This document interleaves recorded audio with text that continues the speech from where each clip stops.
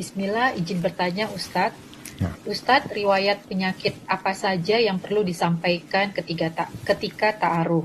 Saya seorang perempuan, belum menikah. Beberapa bulan yang lalu saya dinyatakan sakit hepatitis B, di mana ada kemungkinan bisa menurunkan ke anak saya. Tapi saya sedang dalam proses pengobatan di rumah sakit.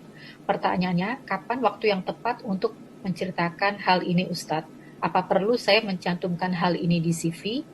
Ini menjawab juga beberapa pertanyaan serupa, karena apakah kalau saya sakit harus dikemukakan di saat ta'aruf? Tafadhol Ustaz. Iya, barakallahu fikum. Nah, jemaah, kalau bicara penyakit apa saja ya, aib-aib apa saja yang perlu disampaikan kepada calon suami agar dia tidak merasa tertipu tatkala dia sudah menyetujui untuk menikahi kita. Para ulama menyebutkan aib-aib yang perlu disampaikan atau penyakit-penyakit yang perlu disampaikan adalah penyakit-penyakit yang berpengaruh kepada kehidupan rumah tangga itu nantinya, yang menyebabkan suami tidak bisa menikmati istrinya, atau tadi penyakit itu membahayakan suaminya, maka itu perlu disampaikan. Kalau tadi dikatakan hepatitis ini, apakah memang berbahaya atau dia sebuah wabah yang sudah banyak menimpa, sehingga ketika tidak disampaikan, mungkin suaminya juga kena hepatitis.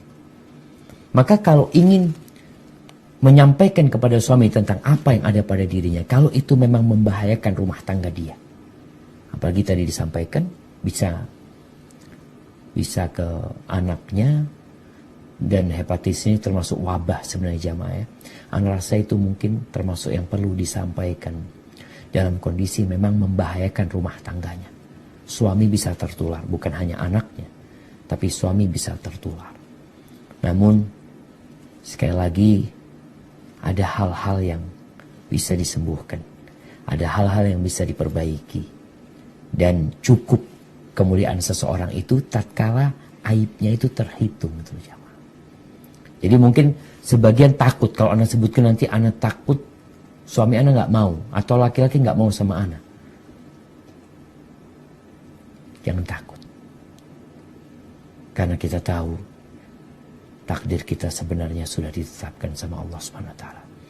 Kalau itu penting, catat, sampaikan, dan aku sedang dalam kondisi berobat, seperti itu. Dan semoga Allah kirimkan kepadamu laki-laki yang jujur juga, yang menyampaikan kondisi dia apa adanya. Dan satu hal jemaah ya, mungkin pernah ana singgung, bahwasanya CV itu hanya 55%.